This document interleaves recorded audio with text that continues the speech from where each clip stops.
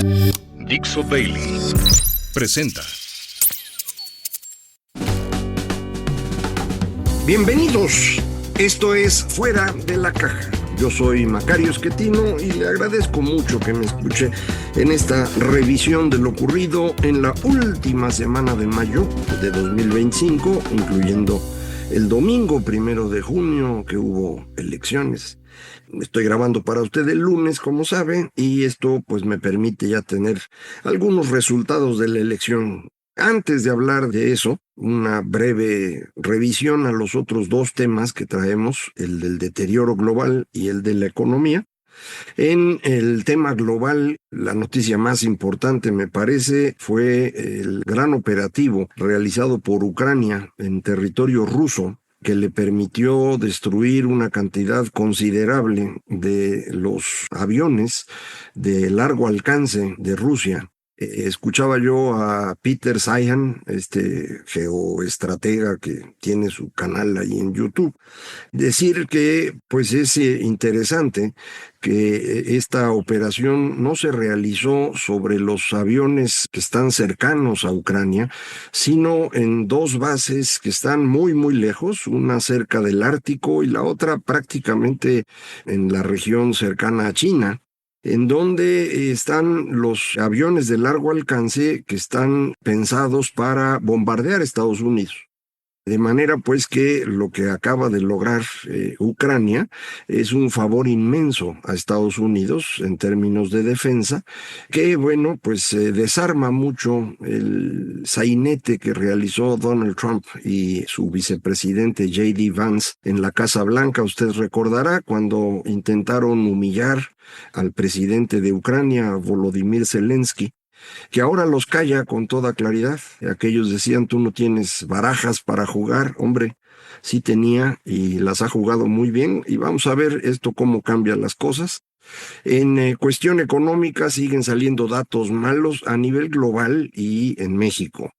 A nivel global, el indicador adelantado de actividad industrial es nuevamente negativo, digamos, es decir, queda debajo de 50 puntos, que es el nivel de equilibrio, señalando pues debilidad en la industria estadounidense. Lo mismo ocurre en el caso de México, hay señales de debilidad.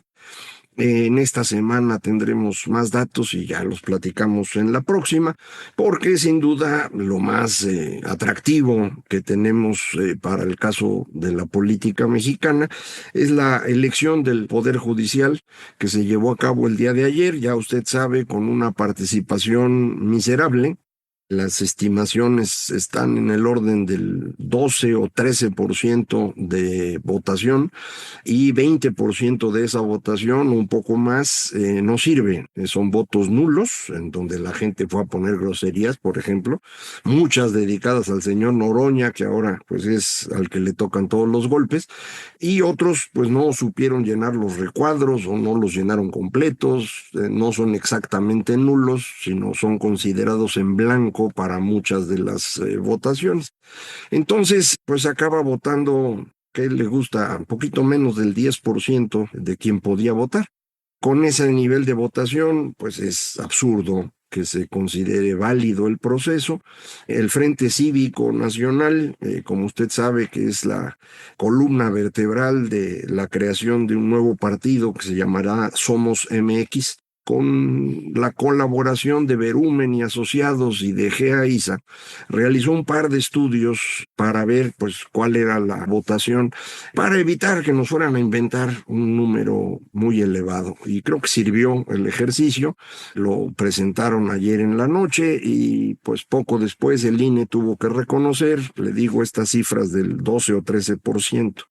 Y también pues ayer que se presentaron estos datos del Frente Cívico, decían pues hay que pedir la nulidad de la elección. Es una proporción muy baja de la población y una cantidad considerable de quienes fueron a votar. Se puede demostrar que están utilizando acordeones, lo cual es inducción al voto. Esos acordeones no los hicieron los votantes, alguien se los dio. Eso es inducción al voto. Y además, pues hay acarreo y demás cosas que se pueden documentar. Algo se logró documentar. Me imagino que no se va a lograr que se anule la elección, pero se debe dejar constancia de esto. Ya están saliendo ahora, como ocurrió hace años con lo de la revocación de mandato. Hubo un grupo de personas que insistían que fuéramos a votar para sacar a López Obrador de la presidencia, cosa que, ya sabe usted, yo consideraba imposible y por lo tanto decía, mejor no votemos para que sea muy claro que no pueden movilizar un grupo considerable de la población, y así fue. Ahora también nos dicen es que nos hubiéramos organizado para ir a votar y que seleccionar a ministros o magistrados que fueran mejores que los que van a salir. Otra vez es algo imposible. Esto hubiera requerido que usáramos acordeones y que pudiéramos movilizar votantes. Quienes creen que se puede ganar una elección simplemente porque uno tiene ganas de eso y porque tiene uno pues una red social o un canal de YouTube o escribe uno en el periódico, no tienen la más remota idea de lo que significa una elección. En todas partes en este mundo, para ganar elecciones hay que movilizar votantes. La gente no va a votar fácil. Nosotros intentamos el año pasado, recuerda usted, convencer a muchos de que había que votar y tratamos de movilizar, incluso construyendo la idea de que era posible ganar. Y al final no fueron. Tuvimos una participación el año pasado baja, ¿no? 61% frente al 65 o 70 que pensábamos nos permitiría ganar. Pero bueno, comparado con el 13 de ahorita, pues suena maravilloso, ¿no? Lo de ahora era una farsa y participar en una farsa es validar la farsa, es legitimarla, y por eso a mí me parece, y sigo pensando lo mismo, que no había que ir. Hubo muchos que estaban convencidos que sí, porque es una obligación cívica y voy y lo anulo. Pues órale, güey, ya fuiste, ya lo anulaste, no sirvió para nada tampoco. Pero si te sientes a gusto, hombre, no pasa nada. Se corría el riesgo de que, puesto que no se iban a inutilizar las boletas sobrantes, se usara esto para alterar los resultados. Por eso era tan importante tener una medición independiente que, insisto, el Frente Cívico Nacional llevó a cabo, algo que debían haber hecho los partidos de oposición, pero no lo hicieron. Ellos estaban en lo suyo, que eran las otras elecciones que hubo en Durango y en Veracruz, elecciones municipales. En Durango derrotaron a Morena en la coalición PRI-PAN, 43-33 más o menos. Ahí logra Movimiento Ciudadano una votación de 17%. Lo demás son cositas chiquitas y votos nulos y demás, ¿no? Pero lo importante es para el registro. El PRI y el PAN mantienen la presidencia municipal de Durango, lo cual pues los encarrila rumbo a la elección estatal dentro de 3 años. Morena no logra avanzar ahí y esto pues se le está cargando a Andy, al hijo del mismo nombre del viejito que por cierto salió a votar, se apareció ahí en Chiapas y fue a votar. He visto muchos comentarios en redes que lo ven desmejorado y flaco y ojeroso y cansado y sin ilusiones. No estoy seguro, pero bueno, fue a votar, se apareció, le quitó reflectores a la presidenta también, que por cierto fue a votar con acordeón, con su marido, y el marido llevaba el acordeón porque pues ¿quién se va a acordar? La cantidad de números o de nombres para poder elegir era imposible. Es un absurdo esta elección. Bueno, en Veracruz, Morena saca en su coalición con el Partido Verde 32% del voto. Si le sumamos, como deberíamos hacer, los votos donde Morena y el Verde fueron por separado y los del PT, que en todo el estado fue de manera independiente, Morena tendría poco más de la mitad de los votos y poco más de la mitad de los municipios. Pero como no lograron tener la coalición con el PT, porque traía pleito el PT con la señora Nale, pues no tuvieron esa cantidad. De cualquier manera, Morena tendrá 35-40% de los municipios, el PT se queda con su cachito. En Veracruz le fue mejor a Movimiento Ciudadano, llegó casi a 20%, no extraña que sea así, recuerde usted, el fundador de ese partido, Dante Delgado, es veracruzano, pero es de Córdoba, ¿no? Ya usted es otra cosa. En Orizaba, por cierto, ganó el PRI, lo cual pues da la esperanza de que se pueda continuar un proceso que ya lleva muchos años, en donde el municipio de Orizaba ha ido mejorando notablemente y es hoy una isla en el estado de Veracruz. Y yo diría una isla en buena parte del país. Es un municipio que funciona y esperemos que así continúe. Eso era lo importante de la elección para los de mi pueblo y pues se logró.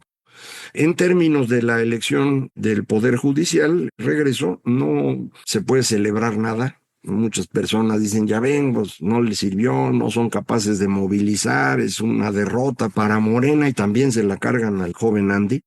Sí puede ser que sea una derrota en el sentido de que no legitiman su actuación, pero en el fondo, pues no necesitaban ni la elección.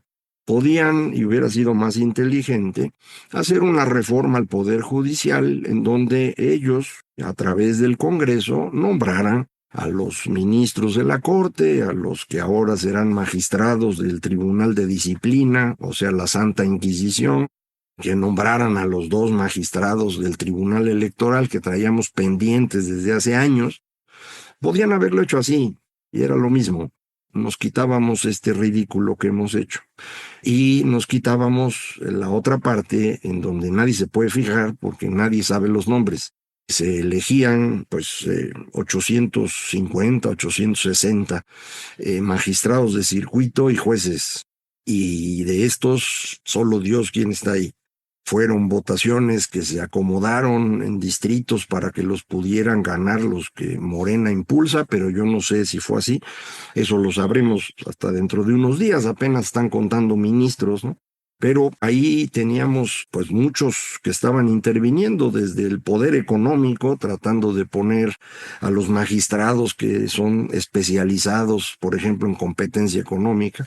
Pero también tenemos, sin duda, la intervención del crimen organizado en un montón de lugares en donde se estaban eligiendo jueces. Entonces, pues a ver qué ocurre con esto. Y esa era la parte más preocupante, porque en lugar de que fueran nombrados a través del Congreso o a través del proceso de la carrera judicial, están siendo nombrados de una forma totalmente arbitraria.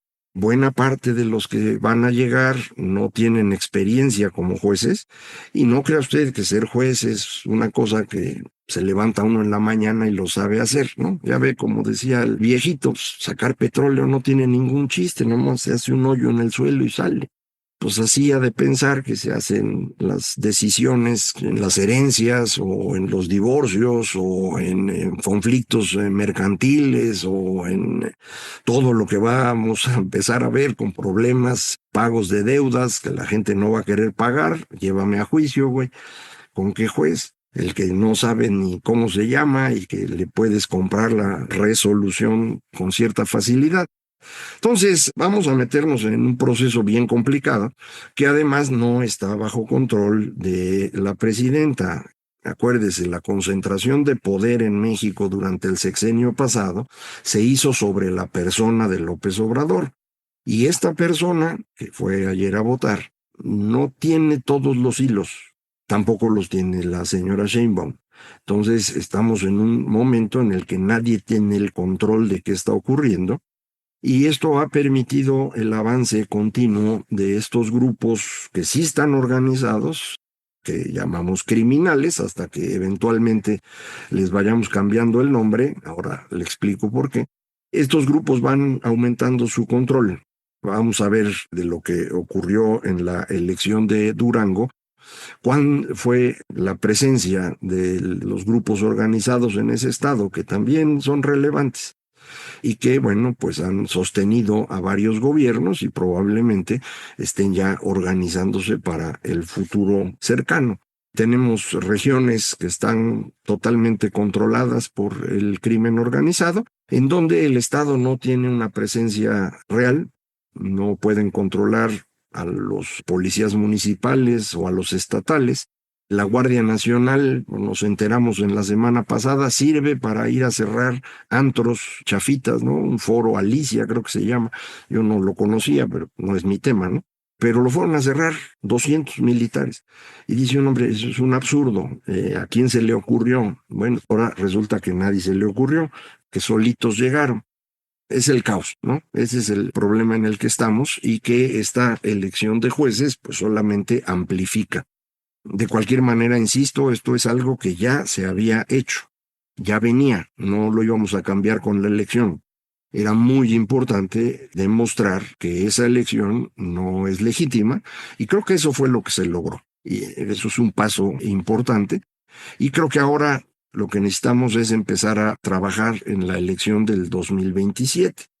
¿Cómo va a ser esa elección? Pues muy probablemente fraudulenta, ¿no? ¿Por qué lo digo? Bueno, porque el INE pues, fue un fracaso en esta ocasión, al extremo de que hubo militares en la reunión del Consejo General del INE. Es una cosa de locos, no tienen por qué estar ahí, pero bueno, los militares paulatinamente ocupan todo y esto me regresa a lo que le decía de los criminales organizados, que a lo mejor van a ir cambiando de nombre. Ya nos pasó eso, acuérdese, ¿no? Este es un proceso que ya hemos vivido en México en otras ocasiones, en donde pues grupos de criminales eventualmente terminan como héroes de la patria porque se derrumba el Estado y pues el que trae armas es el que puede participar. No necesariamente son los que ganan, afortunadamente, pero participan en el proceso y esto pues les va limpiando la cara en el tiempo.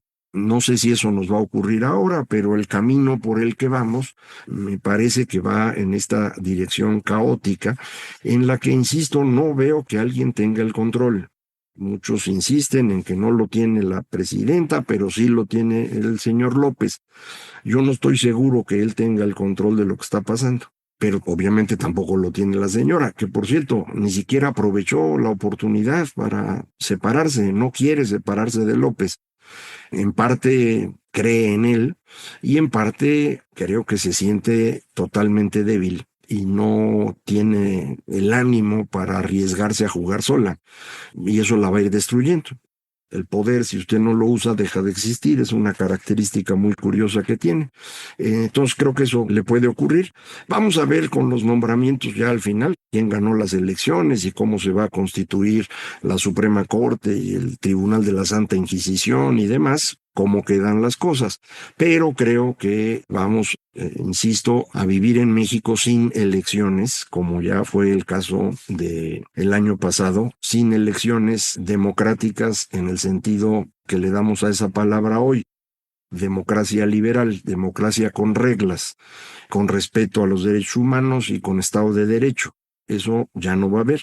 Probablemente vayan a votar, pero pues a ver quién cuenta los votos y cómo los acomoda y cómo van a ser las campañas y el financiamiento, la intervención directa desde la presidencia, lo que hizo el viejito en los 3 años en los cuales destruyó la democracia en nuestro país y que bueno, ahora pasan ya a un nivel superior, ya no es un problema de democracia, ahora es un problema de república, ahora ya no hay separación entre poderes.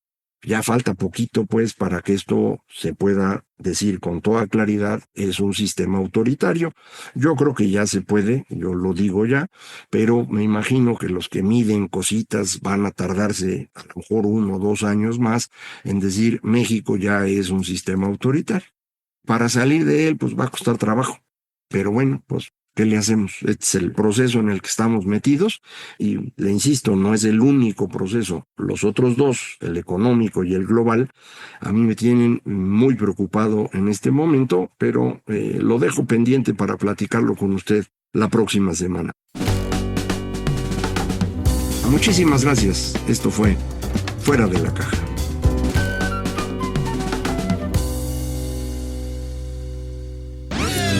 Una producción de Dixo.